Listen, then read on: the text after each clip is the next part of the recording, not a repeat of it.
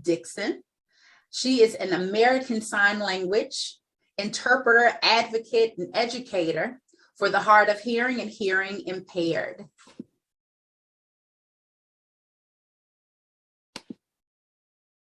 All right. Hi, everybody. First of all, can everybody hear me? Yes, we can hear you fine. Excellent. So I am a special educator. Thank you to our wonderful MC for introducing me as such. My presentation, I kind of just wanted to focus more on how I got to the position that I'm in and how I really positioned myself in a place of advocacy and allyship so that I could be the most successful version of myself for my students and for others.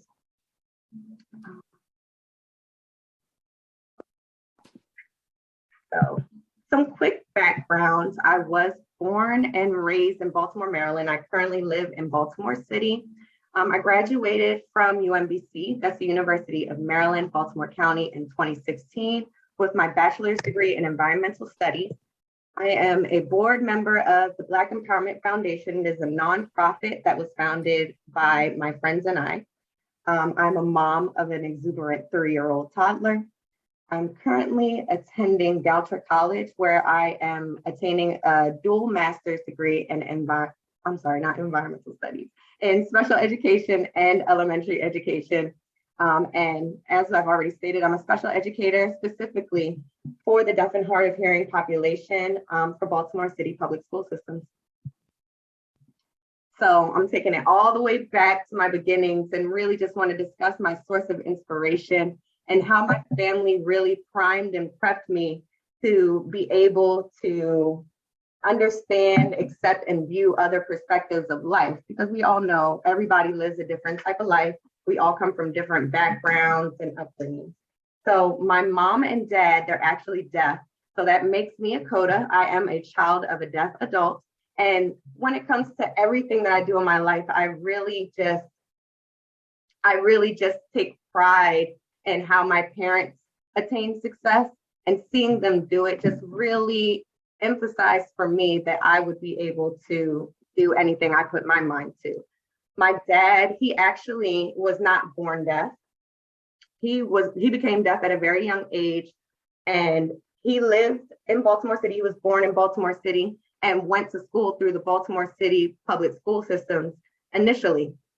So what that does for me, it creates, an extremely personal sense of attachment to what I do, because, what we know about disabilities and what we know about deafness and capabilities within people that do have impairments is not something that was known back when my father was in school. So he had some serious limitations. He is surrounded by his family members at home. They don't know any sign language. So he was extremely isolated. And then he went to a learning environment that was also isolated and full of misconception. But he actually advocated for himself and enrolled himself in Maryland School for the Deaf, became a deaf Olympian. His parents didn't think that he could drive because he was deaf, or get a license, live on his own. And he was able to do all of that, right? My mom, she had a very different deaf perspective. She is hereditarily deaf. Her whole family went through MSD, which is the Maryland School for the Deaf pipeline. But my mom, before she was with my father, she was a single mom, and she never took no for an answer. And whenever a door was closed, she allowed for 3 other doors to be opened. So it really inspired me. And like I said, the level of interaction I have with my family is insane. I have 5 siblings. My 2 oldest siblings, they're white. My next 2 siblings are Black, and then it's me and my younger sister. And one of my siblings is actually trans. So as you can imagine, just growing up in that environment, it really leveraged me to have like a firm understanding of different perspectives. Growing up, I actually never thought that I would be interpreting, working with sign language, because I just felt like that was something that was part of my life. I never thought to make money or have a career in that avenue. I actually believed that I was going to be an environmentalist. I was really focused and into marine biology. In high school, I went to Western School of Technology and Environmental Science, and I actually chose the magnet of environmental technology. And took that all the way through college, where I decided to major in environmental studies and get my bachelor's degree in that. I actually had an internship with the EPA, but due to the administration at the time, Donald Trump, there were a lot of cutbacks with climate change. And I actually lost my internship. The person that actually provided me the internship lost their job. And I just kind of found myself at a loss where, I dealt with postgraduate depression, which is a common thing for a lot of people.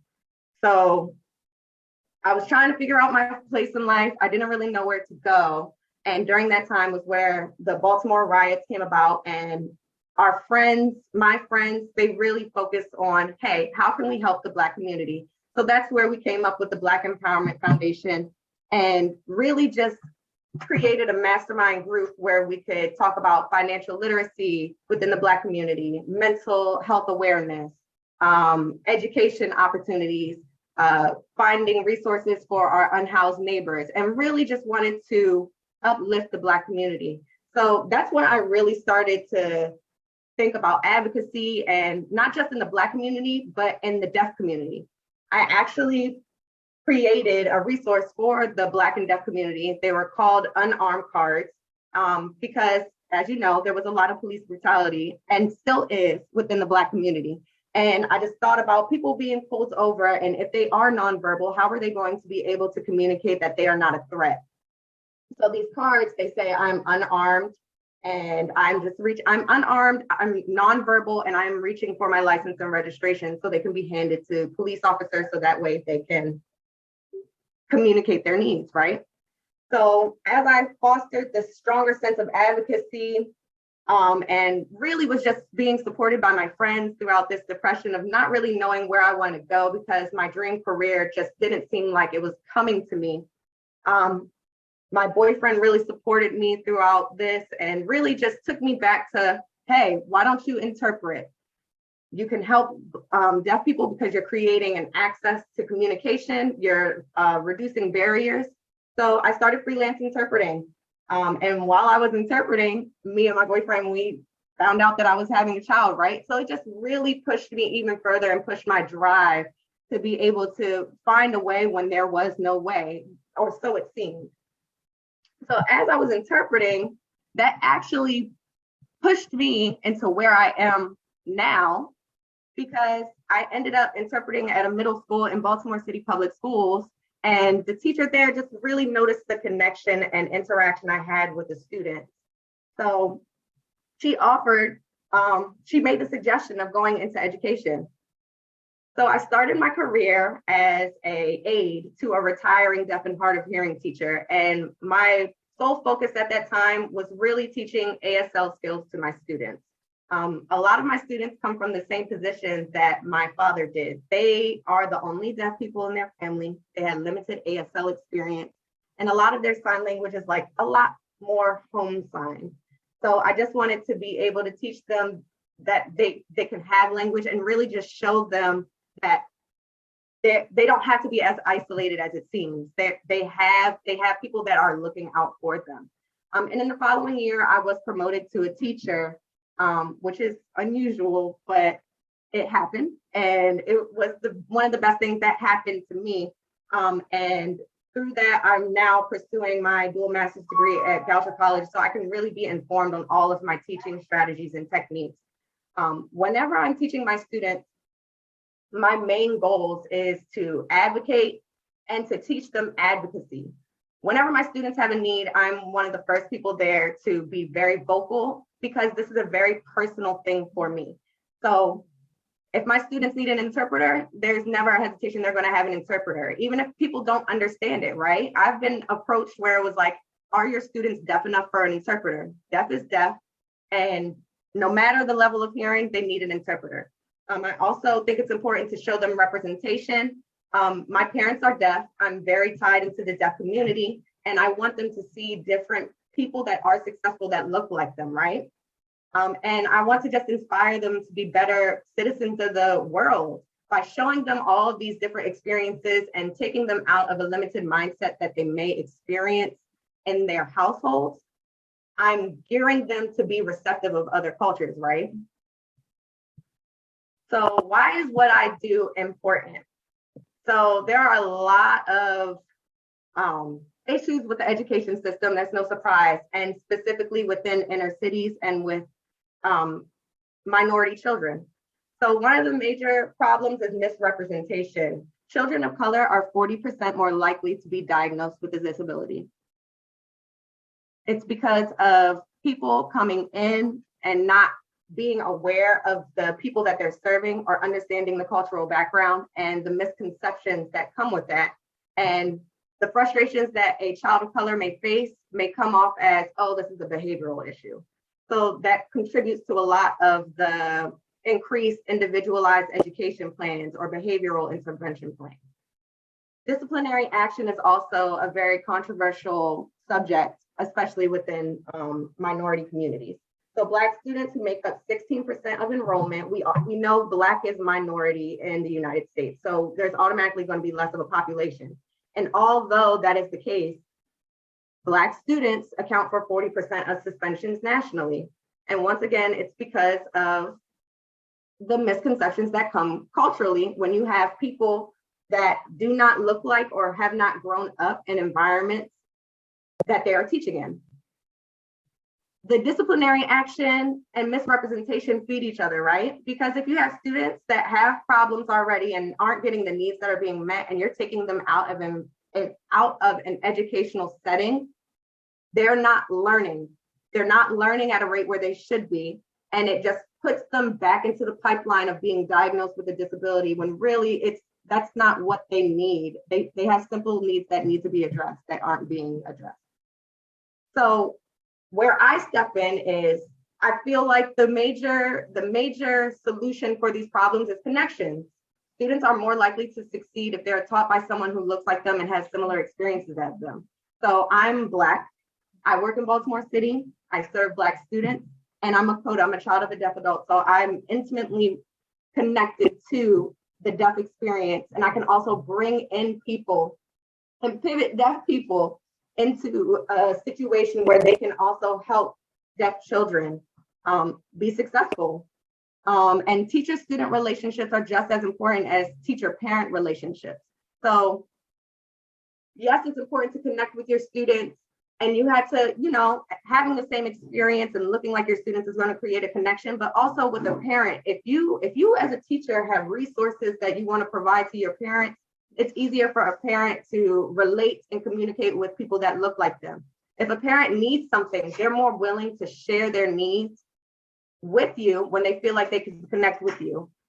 Sometimes parents are dealing with situations that may come off embarrassing to them. Creating the connection is where you can have that disconnect with the embarrassment. There's no need to be embarrassed.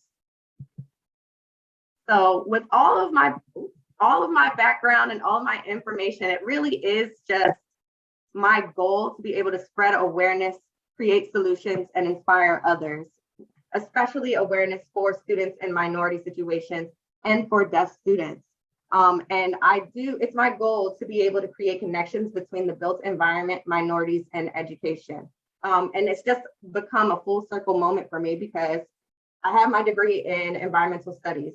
So not only do I want to talk about how the environment impacts people, but how people impact the environment. A built environment is still a type of environment.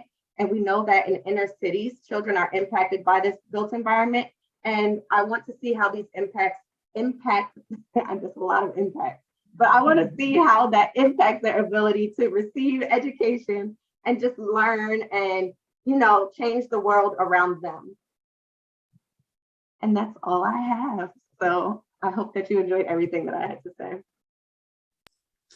Thank you so much, DeVenna. I enjoyed it, and I can look in the chats and see that people enjoyed it too. I did see a question. Someone asked, growing up as a CODA, were you in a place where you had sensitive situations that you had to interpret for your parents? I'll let you answer that before I go to the next question. Yes, so that is a very CODA experience. It's something that we all talk about. I mean, my sister, she's actually interpreting. So this is something that we deal with and have been dealing with. growing up. I definitely have been put in a situation where I had to interpret sensitive situations, not necessarily because my parents felt like that was my burden, but because people just didn't take deafness and accessibility seriously, and there just weren't any resources or interpreters available for them. The second question was, how do you encourage your parents to continue self-advocacy and educate CODAs or hearing people not to speak for the deaf? I'm sorry, I just need a second to break it down. Yeah. So I encourage my parents to continue in self-advocacy. I mean, my parents, they've always been advocates for themselves. My mom, she actually was selected as a representative of the deaf community when it comes to Larry Hogan's policies for Maryland and the deaf community.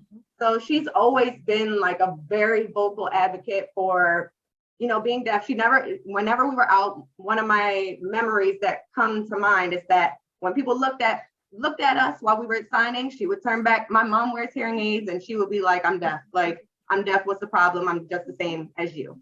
Like, stop looking at me. And I joke a little bit with my parents. Like, sometimes it's easier for me. They want me to call somebody for them because it's easier for me to pick up the phone and just call someone. But I also know that they have a video relay service. So I told my parents, like, hey, use your video relay service. I don't want to talk to you, to your friends or your doctor or whatever it is. Like, do whatever you need to do for you. But it's like a fine line because I do understand that it is easier, and I still want to be an ally to my parents, and I still want them to feel like they don't have a barrier to communication. So sometimes I feel like it's a little bit of I'm enabling, but at the same time, they understand what they can do. And educating CODAs and hearing people not to speak for the deaf. What comes to mind for me is a lot of the controversies around social media and people learning sign language and taking it upon themselves to sign songs or just do things, and they're not necessarily in the deaf community. So I do think that it's very important that if we are going to use sign language, let's, instead of taking it upon ourselves, let's reach out to someone that's in the deaf community and who is deaf and have them do their own interpretation, because there are cultural differences and nuances that come with sign language that a hearing person will not understand. I'm a CODA. I am tied to the deaf community, but I'm not deaf. I can't sit here and say that I know more about deafness than a deaf person. So whenever anybody asks me about being deaf or sign language, I'm always like, I can put you in, I can provide you a resource to a deaf person that I may know. One of my siblings that's like within the deaf community, one of my parents, or someone that is an educator for deaf education. I'm always going to put the spotlight on people within the community, the same way that I would do for Black people. I'm not the only person for the Black experience, but I will put you in the direction where you can get resources and information about the Black experience. Mm-hmm. Another question was, do you recommend patients to go to their healthcare appointments with interpreters? Absolutely. I do think that, so they have virtual interpreters. There's been a lot of complaints about virtual interpreters. Also, like, connection is just different. Being there in person with an interpreter and having that information is so much more clearer, because you don't want any like misinformation or, you know, things just not being clear, especially when it comes to your health. And I also really urge people, if you're deaf or you know anybody that's deaf, do not just sit and tolerate an interpreter that you don't like. If they're not interpreting to your liking, go ahead and request for another interpreter. Also, if you're Black and you have a white interpreter and you feel like they are just not, we talk different as Black people. White people talk different. If they're not picking up on the nuances because they're white, you can sit here, you can look at the interpreter and say, I don't want you, I prefer a Black interpreter. I specifically request for a Black interpreter. Advocate for yourself and just find someone that relates to you. Yeah, that's good to know, that you can even ask for that. And it's good as someone who is not hearing impaired to even know that that's a thing. I think I can see me just being desperate to get an interpreter, not really looking at the cultural implications of just getting an interpreter. And then also for, my non-deaf peers, if you're working with an interpreter and the deaf person, don't talk to the interpreter. You're talking directly to the person. Mm-hmm.